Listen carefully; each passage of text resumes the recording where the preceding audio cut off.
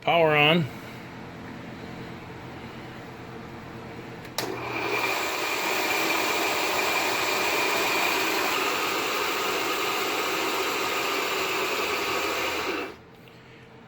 One interesting thing is, hey everybody, this is Mike with +8 Precision, and this is the final product of the rotary phase converter. Everything fit inside of a little key box that I got from Harbor Freight.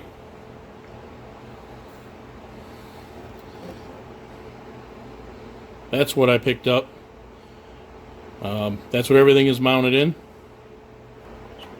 It's pretty straightforward. Just the challenge was getting it all to fit in a small space.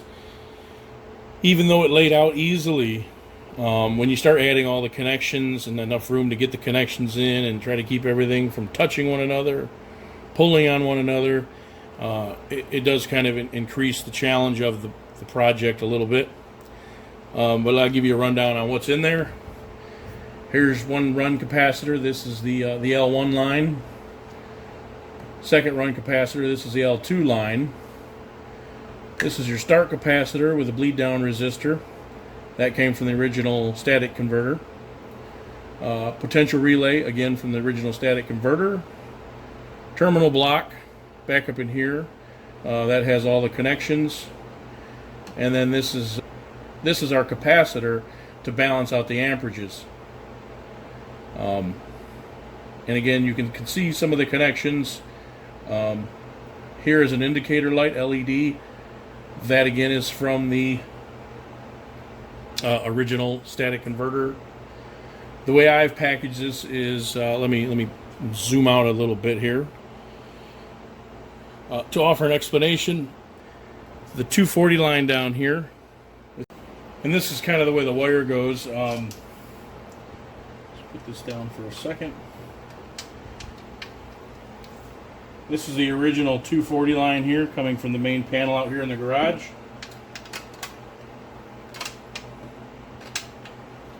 That feeds into this outlet switch.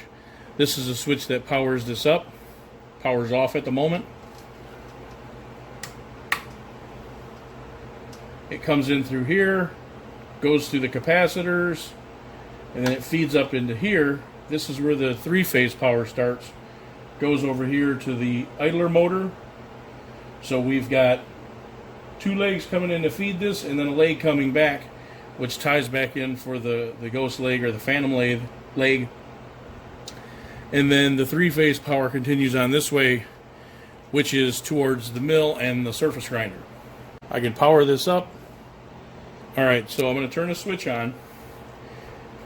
You should see the LED light, as well as the motor start. Right here, I think you'll be able to pick up the shaft spinning, maybe not. Here it goes.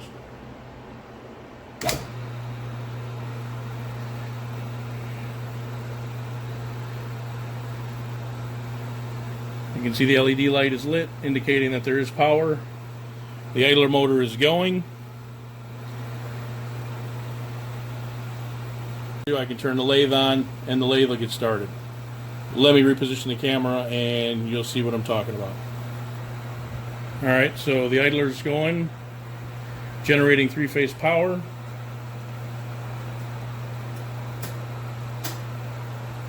Turn the lathe on.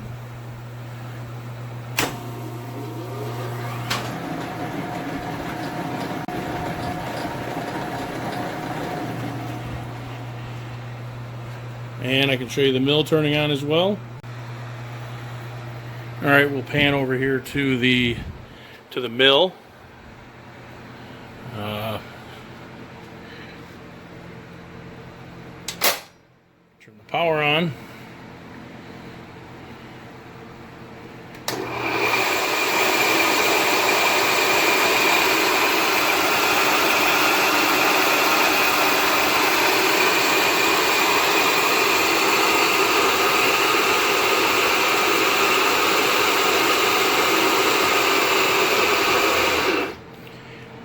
One interesting thing is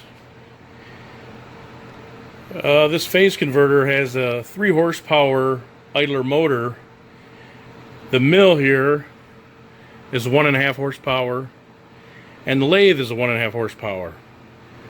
So I don't have the need, but I can actually run both machines at the same time. So here you go.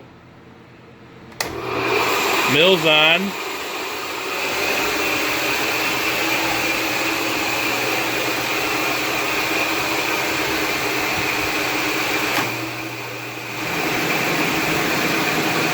Lathe is on.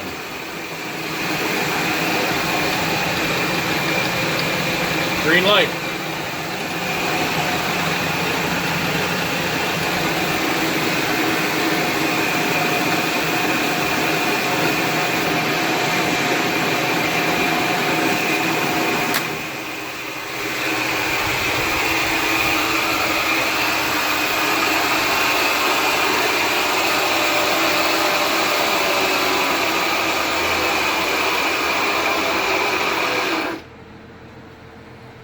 Alright, I'm giving you a close-up of the voltmeter to show you the volts on the legs while the mill's running, because that is the ultimate goal, is to balance it while the machines are running. So here it is. Hopefully it'll come out clear. I won't be able to see the camera while I'm doing this, but let's see what happens.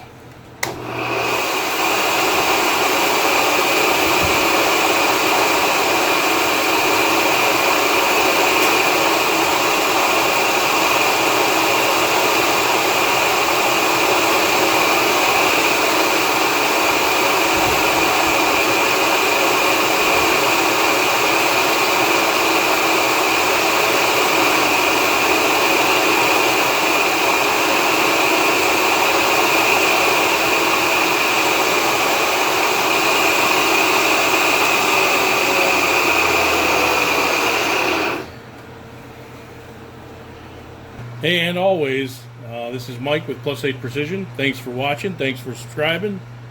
Please like, share, and suggest. This kind of ends my series on the 3-phase rotary converter. Unless you're interested in seeing the build, let me know in the comments. To me, this is a worthwhile investment. I don't know what these run, but I know what I spent. And what I have here, including all of the conduit and everything else, is less than $100. So I got good 3-phase power, pretty solid. The legs are pretty balanced. The amperage is perfect for this 3-phase, 3 horsepower, 3-phase motor. Thanks for watching. Please like, subscribe, suggest, give me a thumbs up, give me a comment, watch the video from beginning to end. Any ideas for projects or anything else you want to see? Let me know. Thanks for watching. Mike from +8 Precision.